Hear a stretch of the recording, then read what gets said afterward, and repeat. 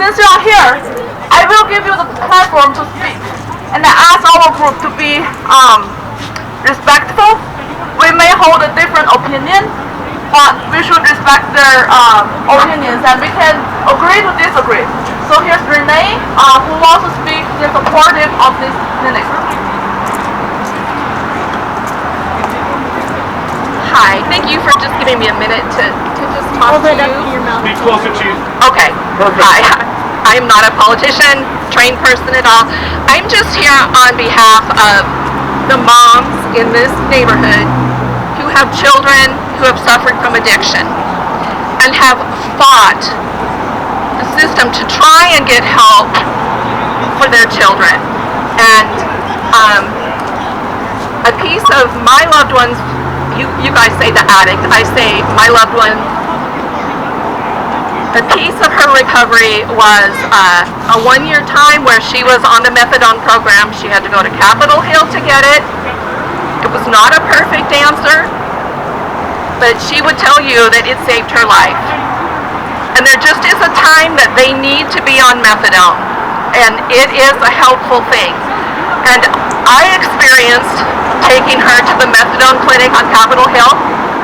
She showed up, she got her line, she got her dose, she left. It was just a very quick process. She did have to get counseling there, she did have to get drug treatment there, but the most part of her experience there, and the experience of most people in a methadone clinic, is the showing up, getting their dose, and leaving. So I just want to add that to what you're thinking about as you're considering the fear of having this in your neighborhood. Up until a couple months ago, my grandson was at the Boys and Girls Club. I would have no problem, as a mom who's experienced having addicted people in her life, I would have no problem with this clinic being this close to him. And I understand your anger about feeling like this just has been foisted on you, and the fear, and it seems like it's an injustice. But I would just appeal to your heart, to your compassion. There really is no way to protect your children from addiction. It's all around us. We have to be part of a solution, even though it's an imperfect part of a solution. So that's all I've got to say. Thank you for being respectful and listening to me today. Thank you. I have a question. Just one question. I have a question. I have a question. I would like to know if you would be open to the health department putting the clinics within other health facilities, like adjacent to a hospital, adjacent to an existing existing hospital, existing medical facilities and clinics, and not out here within a neighborhood. Yes. Good point.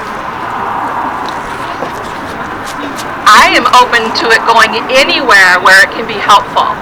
I feel that this is a location that is on a main thoroughfare. It's easy for them to get to. It's easy for them to leave. It's not in a neighborhood. It's not right. It's got the zoning for it. I'm open to there being many more of these because it is definitely a need. And if addiction hasn't touched your life, count yourself blessed, but it will touch your life eventually, I can promise you. Just one more. Just one more interjection, please. Coming from a law enforcement background, Go ahead. I'm a retired police officer from the state of California. I know what these clinics and the type of people in need of, obviously a lot of them, but a lot of them also are way far gone with no supportive system. I could see them going to a hospital type facility or an hospital zoned clinic area, but not where the foot traffic is going past a Boys and Girls Club facility with children, not through the neighborhoods and not accessing the bus lines into private area. And I just think that there's a better location, and there should have been more transparency to the residents of Lynnwood. Do you know how busy these clinics are? They come in and go, come in and out, go in and go out. This loud right here will not be able to hold it. you should actually go to bottle location and look at yourself. There will be medical vans, people with wheelchairs, with medical equipment. You need to have a lot more space than this.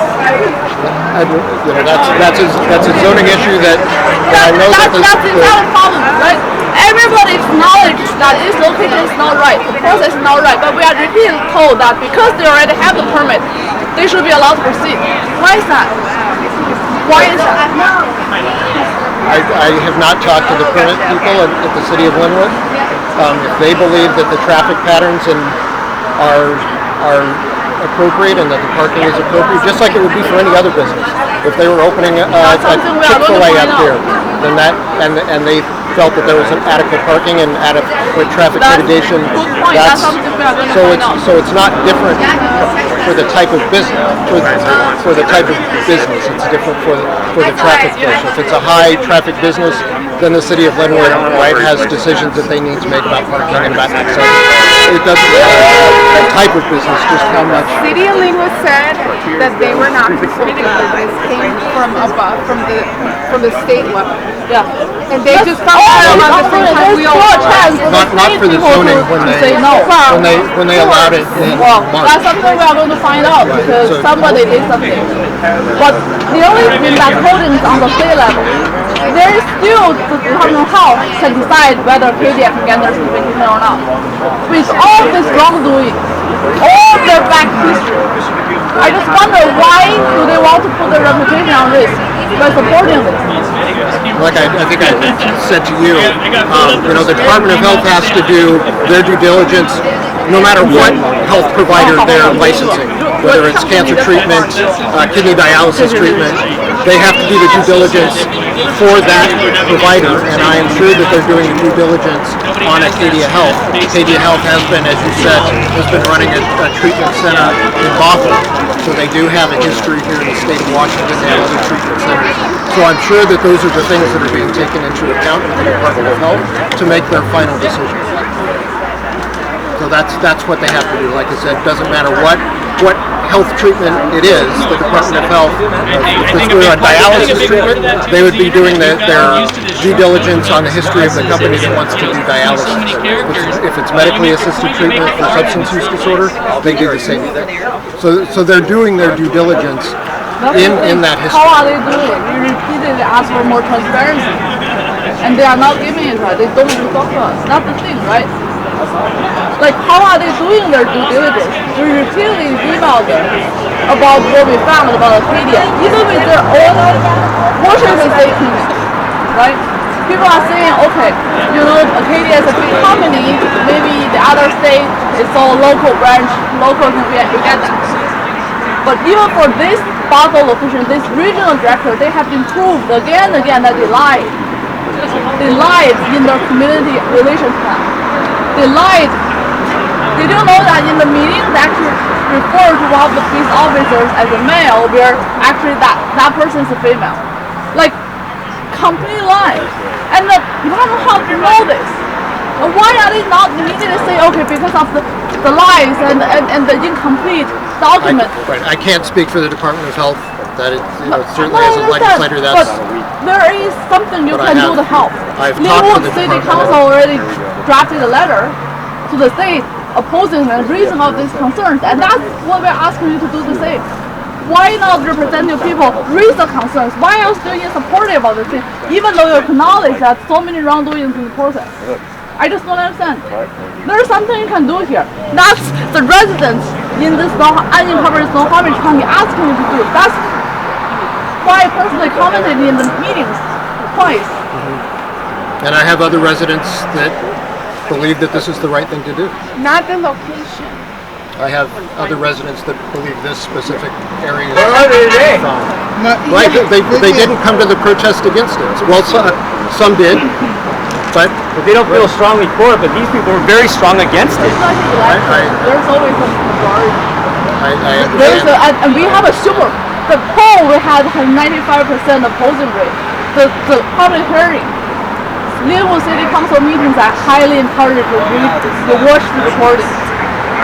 There was 2 hours of public comments, and there were people supporting of it. I say there was one clinic, therapists, I think, who works in the field, showed up and testified for support. But the ratio would probably be 95% or 90% opposing and 10% supporting. And I don't understand why you chose to represent that 10%, not the majority of your people. Well, no offense to Mario, I don't think it was a scientific poll. Yeah, agreed. It was not a scientific and, poll, and it was as you not said, I'm proud to happy to have this debate around treatment centers in general. I understand again people's frustrations with transparency. I've been an elected official. I was on the Edmonton City Council before, and it is always, I think, a legitimate concern with citizens about transparency. And I, as an elected official, have always tried to improve that, always tried to get more information to people, hear more information from people. Is it always a perfect system? No. It wasn't even close this time. It wasn't even close this time. I'm sorry, and I don't, in your name, I'm Mathew Patrick Thomas, chairman of the Keene County Republican Party. Keene County But this Republican, product, okay, I appreciate